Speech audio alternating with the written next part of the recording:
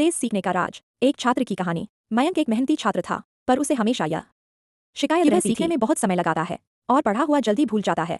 वह घंटों पढ़ाई करता, पर नतीजे उसकी मेहनत के मुकाबले कम आते थे। एक दिन मयंक ने अपने कॉलेज की एक टॉपर नेहा से मदद मांगी। नेहा ने उसे एक जादुई मंत्र बताया, कम प्रयास में ज्यादा परिणाम। नेहा ने मयंक को तेज सीखने के 4 शानदार तरीके समझाए। एक पेरेटो सिद्धांत। मयंक, नेहा ने कहा, तुम 100 किताबें मत पढ़ो, तुम उन 20% महत्वपूर्ण विचारों पर ध्यान दो जो तुम्हें 80% जानकारी दे देंगे। जैसे स्पेनिश में केवल 1000 सबसे आम शब्द जानने से तुम्हें 85% समझ आ जाएगी। सबसे जरूरी अवधारणाओं को पहचानो और उन्हीं पर अपनी ऊर्जा लगाओ। 2 स्पेस्ड रेपिटेशन। याद रखना, हमारा दिमाग बार बार दोहराने से सीखता है।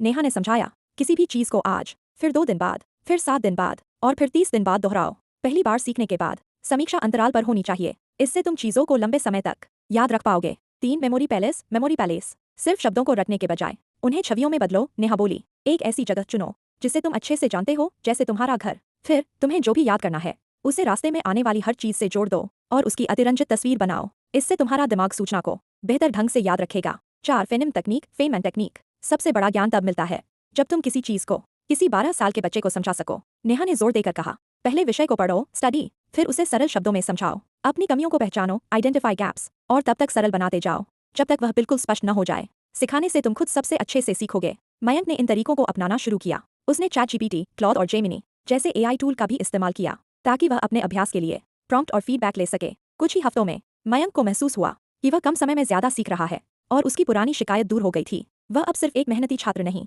बल्कि एक स्मार्ट लर्नर बन चुका था। क्या आप इन तरीकों में से किसी एक पर अधिक विस्तार से जानकारी चाहेंगे, जैसे कि मेमोरी पैलेस कैसे बनाते हैं,